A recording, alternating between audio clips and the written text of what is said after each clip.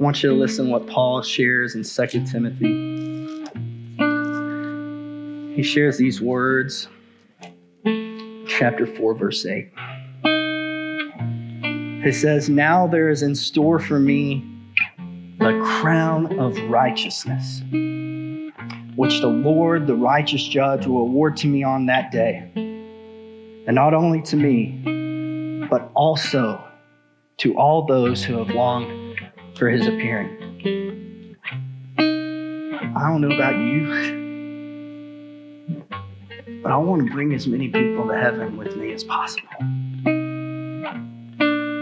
I want God to use me to help be responsible for reaching out to people. I want as many people that I meet to have on that crown of righteousness at the end of their lives. But that can only happen as we work at fighting for unity, as we work at functioning as a team together. And I don't know about you, Catalyst, but I'm excited about what God is doing here through this team. Because kingdom impact, it requires intentional teamwork.